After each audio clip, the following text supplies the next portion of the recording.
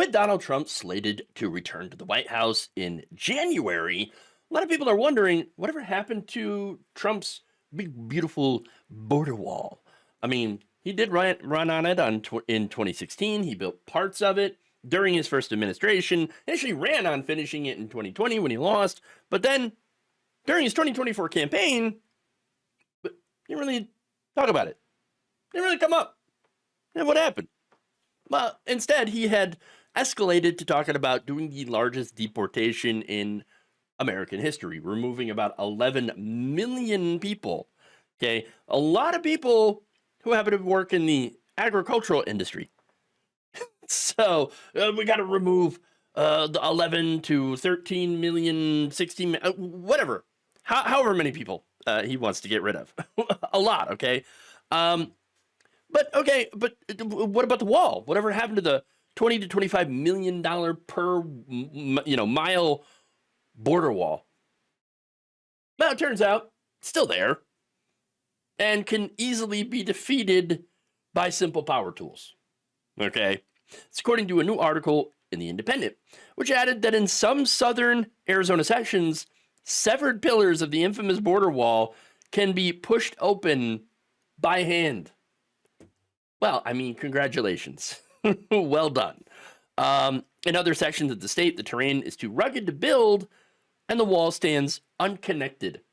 So just, random sections of it just kind of sitting there, middle of nowhere, okay? And you can't connect it. Wow. All right. Well, great protection.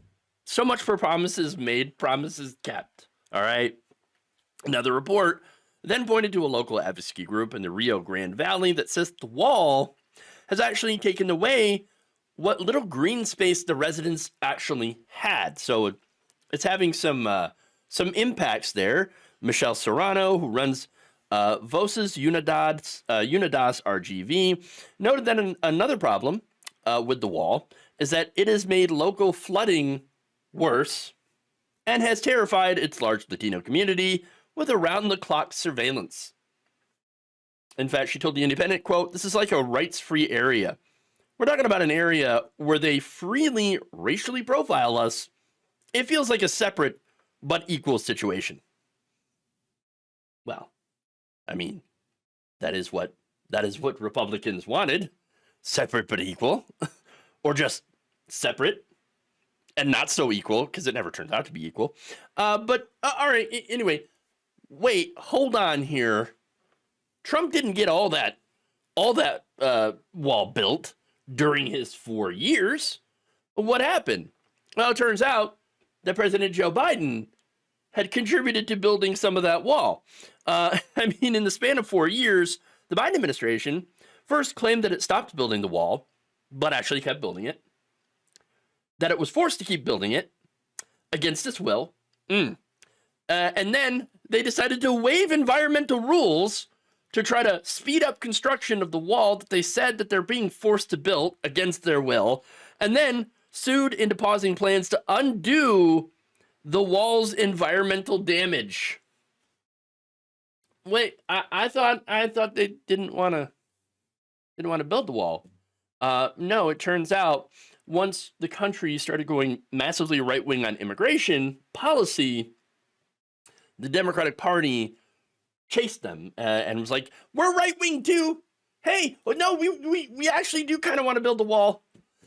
And you know what? Donald Trump, he didn't want to pass an incredibly draconian anti-immigration bill, but we do. We want to sign it. We can't wait to do it. And is it any wonder why progressive and Democratic voters weren't as enthused to turn out for first Joe Biden, who would have been absolutely creamed in this election had he continued, and then Kamala Harris, who also ran to the right on immigration, why she lost. So, but it was a lot closer than it would have been. So, yeah. Now that's on the federal side, by the way, getting back to the wall construction, right? What about on the state side? Well, look, the federal government didn't build all the sections of the wall. In fact, you had Republican governors that funded their own projects to build the wall. All right. For example, in Texas, they managed to build 50 miles of state-funded wall. Ooh. And Arizona also building sections of wall. In total is about 450 miles of completed wall that can again be defeated by simple power tools or just climbing over it. Now, per the report, quote, it's an incredible amount of effort and spending for a piece of border policy that hasn't been shown to make any meaningful difference in reducing migration overall. That's because if you want to reduce migration, you reduce the desire, the need for people to migrate, which is, of course, unfortunately, has to deal a lot with foreign policy, which our government's not real good at. Now, our foreign policy is point a gun at it. Oh, great. Yeah, it's, that'll do. That'll do. Let's do the war on drugs. Yeah, that'll help. Oh, look at that. Drugs won. Shocker. So, yeah, that's what happened there. Now, the thing is, though, what's funny about this is Trump said, I built the wall, right? And then claimed that we've had completely open borders for the last 4 years, even though Biden was also building the wall. Well, that doesn't make any sense. Those two things cannot exist at the same time. It turns out, no, we don't have completely open and porous borders. We never had completely open and porous borders. Okay? There is a wall, and yet people do still end up getting in. Now, of course, the only thing the wall actually does is not only is it a massive eyesore that causes flooding and scares people, right? But it also ends up hurting people. In fact, the buildup on the border has driven migrants to more remote areas where they're more likely to die in the heat and cold or suffer serious injury. And despite the wall growing higher, migrants continue to try to climb over it and inevitably fall. In fact, the San Diego neurosurgeon has said that he treated a marked increase in migrants with brain injuries after local sections of the wall grew to 30 feet tall under the Trump administration. They're still climbing it. They still climbing it. Yeah. In fact, according to UCLA professor Chris Zepeda-Millan, author of Walls, Cages, and Family Separation, Immigration Policy in the Time of Trump, told The Independent, quote, most Americans, even those who support the wall, know that it's not going to produce the claimed effect. Which then leads to the question, why support it? Why build it? Yeah, I mean, the claimed effect is it's going to stop all the migrants from coming over. Well, it didn't. It didn't. In the sections that it's completed, it didn't do a damn thing. So why then? Well, according to Zepeda-Millan, the vast majority of people who do support Trump's border walls are also the same people who have anti-Latino sentiment, people who are uncomfortable with the demographic changes that are happening. And so, of course, at the end of the day, the Republican Party's racist. Simple as that. Simple as that. I am against demographic change. Why would you be against demographic change? Well, then I'll be a minority in my own country. And what's wrong with being a minority in your own country? I don't quite understand.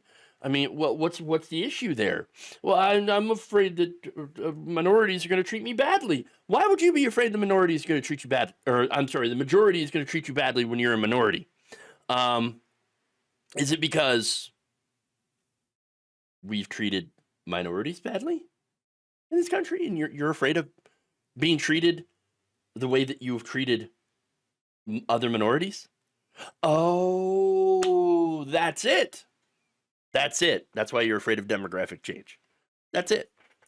And there it is. And so, look, when it comes down to it, they don't care about how much it costs. They don't care about even if it actually works. No, what they care about is the cruelty. The cruelty is the point. They know the wall doesn't work. They don't care. It's about sending a message.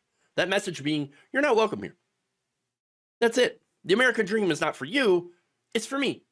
And that's it.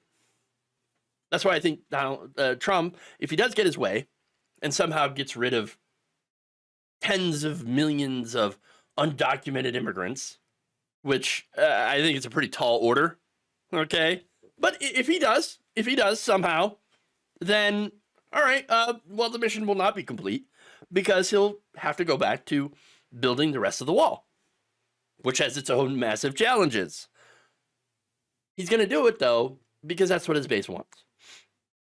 And because it'll be a lasting monument to himself. He's a narcissist, and so, of course, got to have that lasting monument. And that's something that he will be remembered for, even if it's basically nothing more than a racist monument of failure.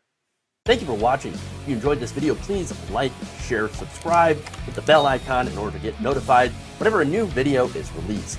And if you want to support independent, progressive media through this difficult time where it seems like everybody is shutting down, you can become a member on our YouTube page, you can become a subscriber on Facebook, or you can go to my Patreon. It's patreon.com/Jeff Waldorf. Thank you.